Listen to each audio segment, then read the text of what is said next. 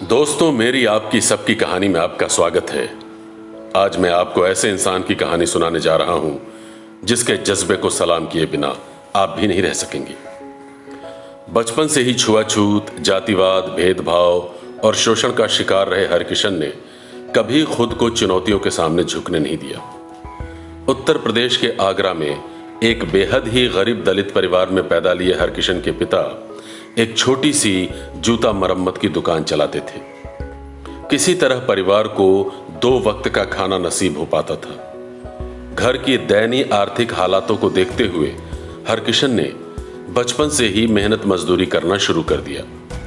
उन्हें बचपन में ही इस बात का एहसास हो चुका था कि आर्थिक स्थिति में सुधार लाने के लिए शिक्षा बेहद महत्वपूर्ण है और इसी वजह से उन्होंने खुद की पढ़ाई का खर्चा उठाने के लिए मजदूरी का रास्ता चुना। दिन भर काम करते और रात में मन लगाकर पढ़ाई। जब वो 10वीं कक्षा में पहुंचे तभी उनके पिता अचानक बीमार पड़ गए। उनकी तबीयत इस कदर बिगड़ गई कि वो काम करने की स्थिति में नहीं रहे। ऐसे में आय का एकमात्र स्रोत दुकान भी बंद हो गई और परिवार चलाने की जिम्मेदारी हरिकिशन के कंधों पर आ गई। इस करो या मरो की स्थिति में उन्होंने रोजगार की तलाश शुरू कर दी। काफी मशक्कत के बाद भी जब उन्हें कोई काम नहीं मिला तो बिना परिवार वालों को बताए उन्होंने अपने एक रिश्तेदार से साइकिल रिक्शा मांगकर चलाना शुरू कर दिया। लोगों से अपनी पहचान छुपाने के लिए वो शाम के वक्त रिक्शा चलाते और अपने चेहरे पर कपड़ा बांध लेते। यह सिलसिला कुछ महीनों तक चला। इसी दौरान लंबी बीमारी से ग्रस्त पिता ने दम तोड़ दिया। पिता की मृत्यु के बाद मां ने उनकी शादी करा दी। हरिकिशन के ऊपर परिवार की जिम्मेदारी और भी बढ़ गई।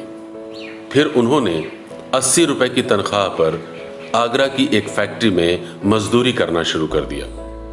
आर्थिक, सामाजिक और पारिवारिक दबावों का सामना करते हुए हरिकिशन ने कभी अपने सपने को नहीं मरने दिया और उनके इस हौसले को उनकी पत्नी का भी भरपूर साथ मिला।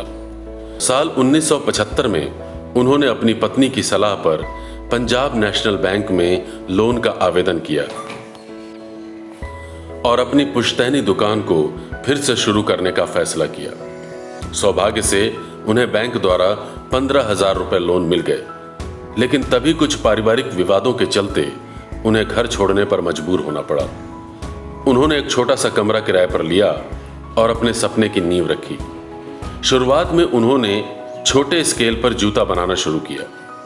उनकी जिंदगी में उस समय टर्निंग पॉइंट आया जब उन्हें स्टेट ट्रेडिंग कॉरपोरेशन से 10,000 जोड़ी जूते बनाने का ऑर्डर मिला। हरिकिशन की जिंदगी में यह बेहद महत्वपूर्ण साबित हुआ और फिर उन्होंने कभी पीछे मुड़कर नहीं देखा। इस करार से हुए मुनाफे का सही इस्तेमाल करते हुए उन्होंने हेरिक्सन नाम से अपना खुद का जूता ब्रांड लॉन्च किया। कम दाम में गुणवत्तापूर्ण सामान मुहैया करा के उन्होंने कम समय में ही अपनी पहचान बना ली और फिर उन्हें बाटा समेत कई नामचीन कंपनियों से ऑर्डर मिलने शुरू हो गए। उन्होंने पीपुल्स एक्सपोर्ट प्राइवेट लिमिटेड नाम से कंपनी की आधारशिला रखते हुए कई अंतर्राष्ट्रीय ब्रांडों के लिए भारत में जूते का निर्माण किया। 67 वर्ष के हरकिशन ने अपनी काबिलियत और दूरदर्शिता से कई क्षेत्रों में कामयाबी के झंडे गाड़ दिए। आज वो एक सफल व्यवसायी हैं जिनकी कंपनी का सालाना टर्नओवर 100 करोड़ के पार है।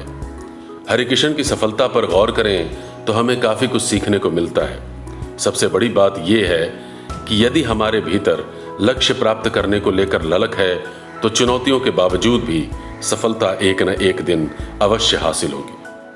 तो ठीक है दोस्तों, इसी के साथ आज हम अपनी बात यहीं खत्म करते हैं। अगली बार मिलेंगे ऐसी ही किसी दिलकश कहानी के साथ। अगर आपको लगे कि हमारे चैनल पर ऐसी बातें की जाती हैं जो आपको अपने घर वालों, अपने दोस्तों तक भी पहुंचानी चाहिए, तो हमारे चैनल को लाइक करें, शेयर करें और सब्सक्राइब करें। और हाँ, साथ ही बेल बटन का आइकन दबाना ना भूलें, जिससे हमारी आने वाली कहानियों का नोटिफिकेशन आपको मिलता रहे। शुक्रिया।